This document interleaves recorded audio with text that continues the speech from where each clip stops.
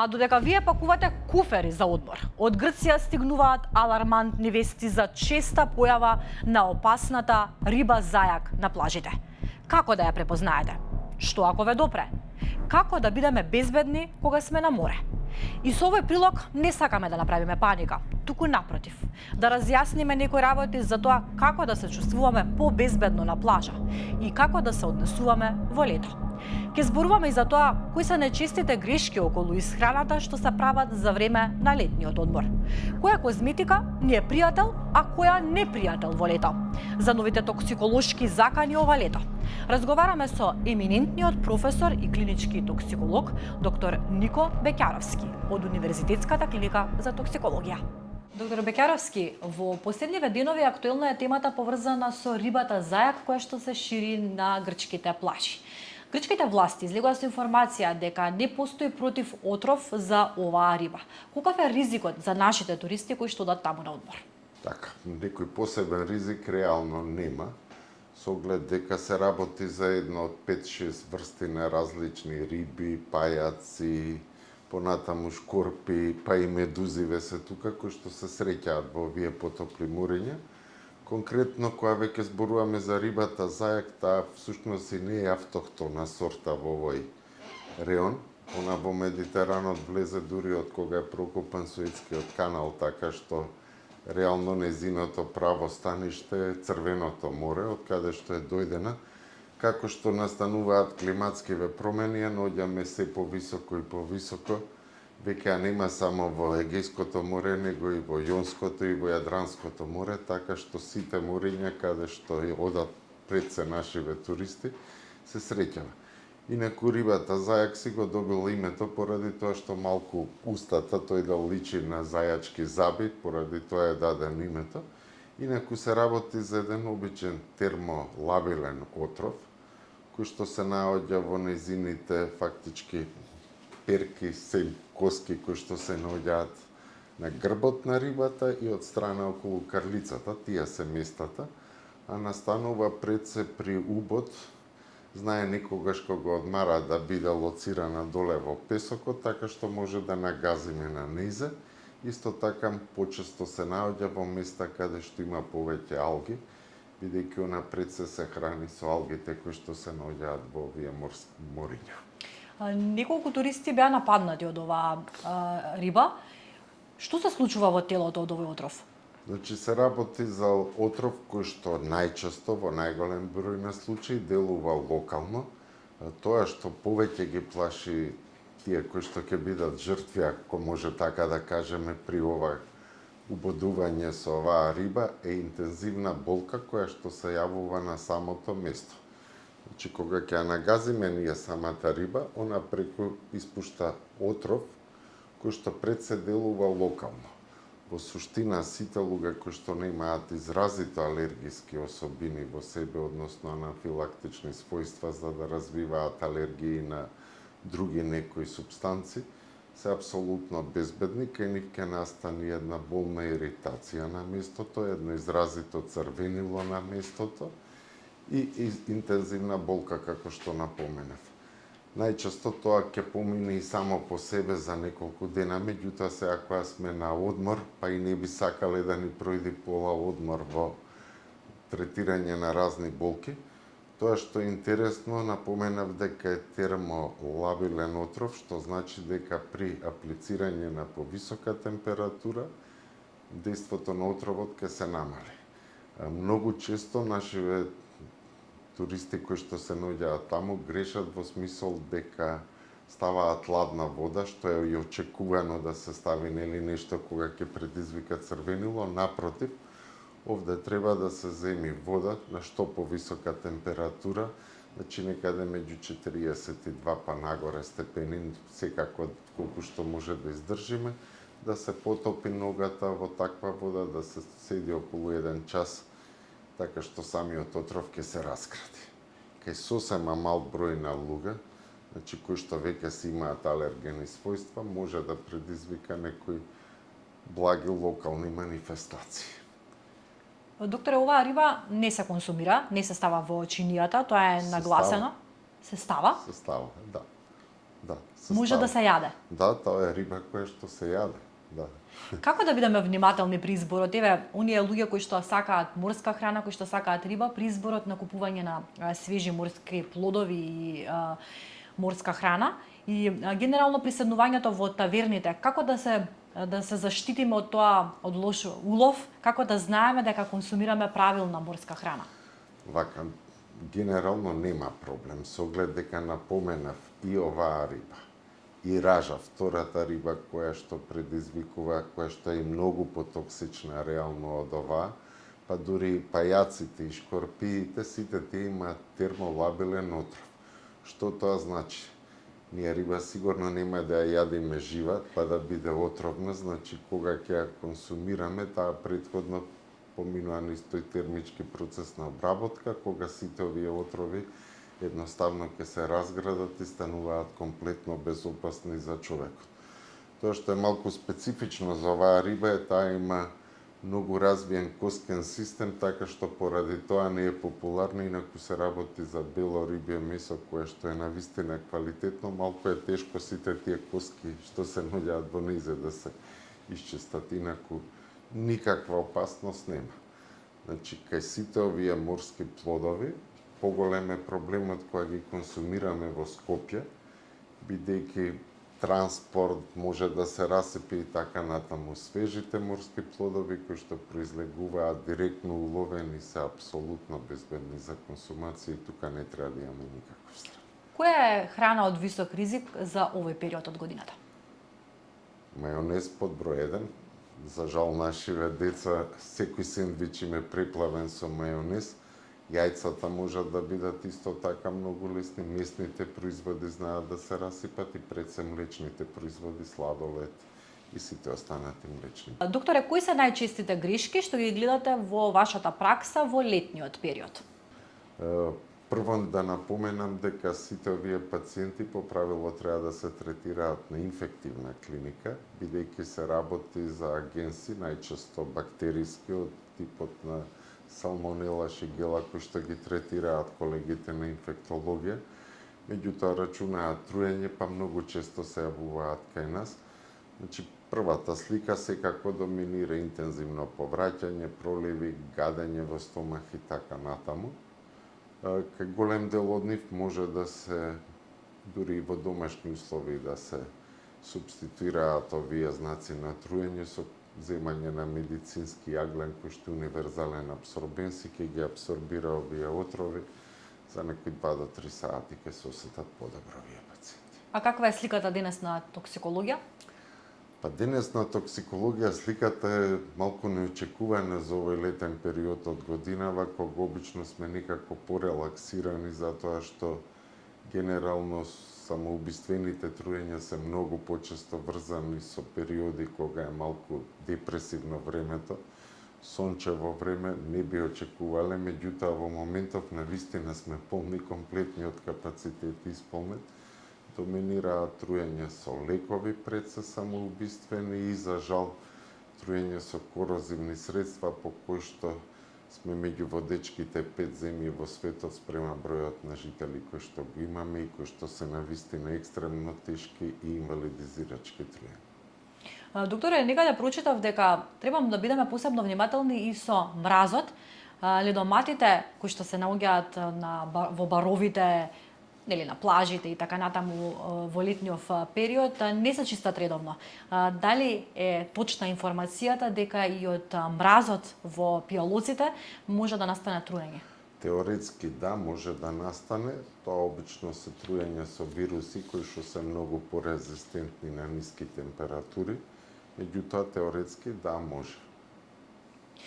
Генерално околу пиењето на вода кога одиме во странство, кој е вашиот совет? Секогаш да внимаваме да купуваме флаширана вода или можеме да ја консумираме водата од чешма? Апсолутно не.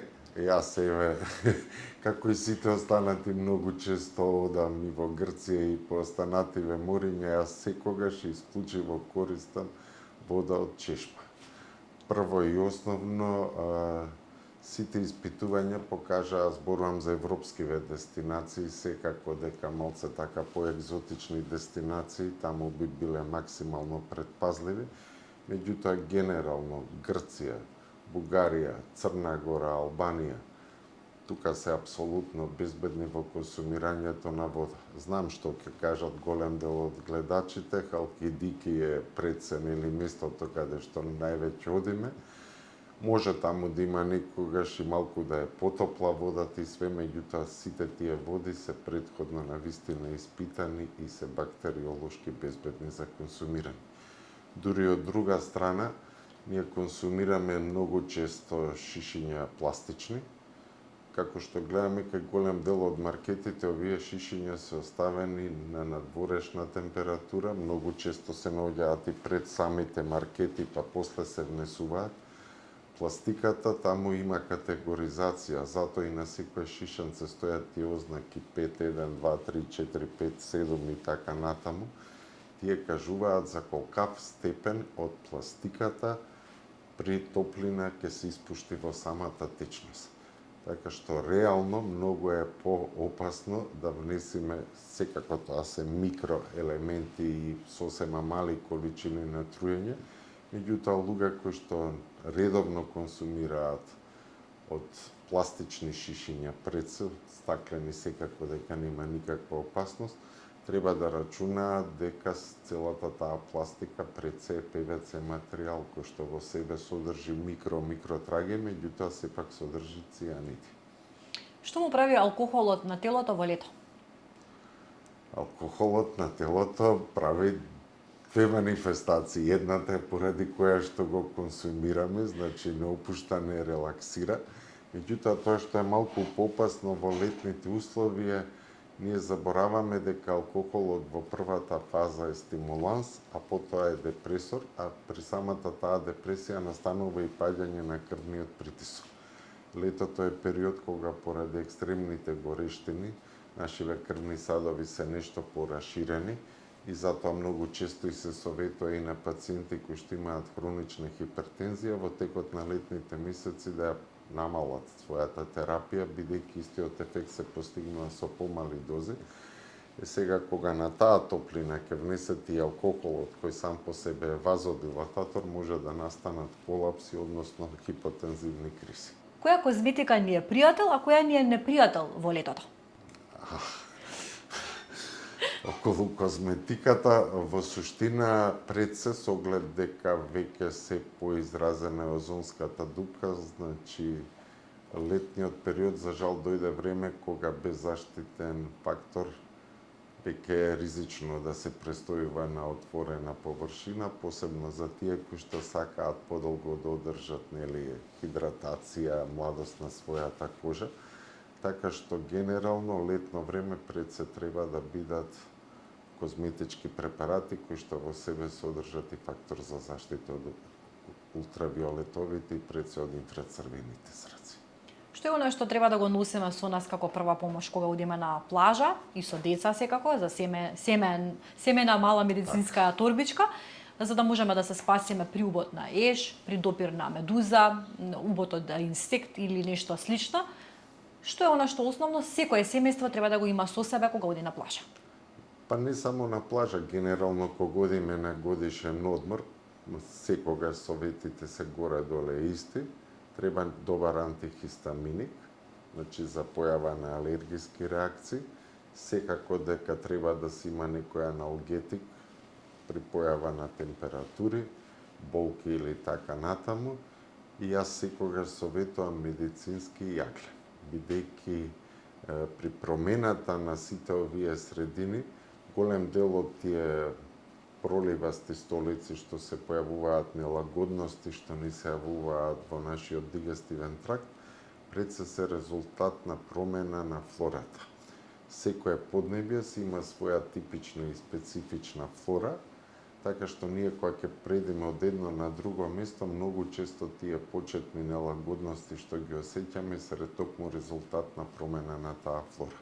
Пожелно е евентуално некој пробиотик, макар што сосема добра работа ќе заврши јогурт, кисело млеко или така натаму во тој смисол. И сега знам голем дел ќе речат антибиотик и сите носат антибиотик. А јас сум од тие кои што упорно тврди, кажува, ги советува и ги едуцира сите нови генерации на доктори дека давањето на антибиотик без докажана бактериска инфекција е злочин кон тој на кого што го даваме, меѓутоа и воопшто кон целата популација, бидејќи со тоа создаваме непотребно резистентни соеви кои што потоа каде што навистина ќе има потреба не може да се истретира. Докторе, сакам разговорот да го заокружиме со митови и факти, доколку дозволите. Имам неколку митови или факти кои што ќе ни кажете вие што е вистина. Урината помага при убот од медуза. Вака, при убот од медуза најдобро помага солената вода. Митот не е ни мит во суштина, кој што е поврзан со урината, е врзан поради присуството на соли. Значи, истиот дури и подобар ефект ќе го постигнеме со солена вода. Ние грешиме, тоест не сме доволно едуцирани и не знаеме и ставаме секогаш обична ладна вода. Солената вода, која што се содржи јод, која што се содржи сол, ќе го заврши истиот ефект без урина. Алкохолот ги дезинфицира бактериите од храната во стомакот. Вака, алкохолот, да, делумно може да уништи дел од бактериите, меѓутоа кога би бил нанесен директно на коша. Кога го внесуваме во желудникот, тој е првин подложен на процесот на деградација од солната киселина, така што ова е мит. Лубеницата и дињата лесно можат да се расипат на сонце и да предизвикаат труење. И да, и не. Значи, они нема да предизвикаат класичен тип на труење, меѓутоа тоа што е и затоа многу често и се јавуваат овие проблеми при консумирање на овие плодови, за жал е преголемата употреба на пестициди. Ние кога ќе оставиме подолго време, голем дел од лубеницата знаеме околу 99% е вода. Кога ќе оставиме, дел од водата што ја содржи испарува, така што се зголемува концентрацијата на пестициди и таа е пред се таа што ни прави проблем. Инаку непрскана лубеница и диња, ако имате, нема да ви се случи најверојатно ништо. Каснувањето од црна вдовица на плажа бара веднаш да се исцица отровот со уста. Ова е апсолутен мит. Во моментот, први не е само на плажа, црна вдовица има и во Македонија. Во моментот имаме 17 годишно дете хоспитализирано на клиниката токму од убод на црна вдовица и тоа во Штипскиот регион, не е некаде кој знае каде на морскиве плажи, тука од кај нас, автохтона. За жал, црната вдовица последниот период, како што ни се затоплува времево, ако порано имавме само во Гевгелиско-Валандовски оддел, веќе апсолутно низ целава, посебно источна Македонија, по Вардаријато се среќаваат и често ги имаме, а инаку цицањето на отровот е апсолутна грешка. И за крај, ако се отруете со нешто, веднаш треба да предизвикате повраќање. Во голем дел од труењата, ова не е ни мит, меѓутоа не е ни вистина, бидејќи сите препарати кои што делуваат корозивно, ако предизвикате повраќање, ќе направите дупла штета. Првиот момент кога влегува отровот и вториот момент кога ќе пробате да го извадите.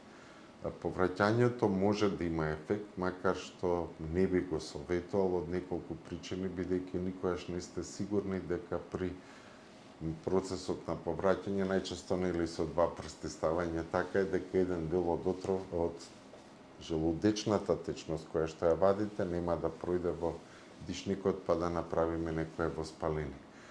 Ако се има, најдобро нешто што може да се даде одма во првиот момент медицински јаглен. Ви благодарам што зборувавте за Слободен печат. Благодарам.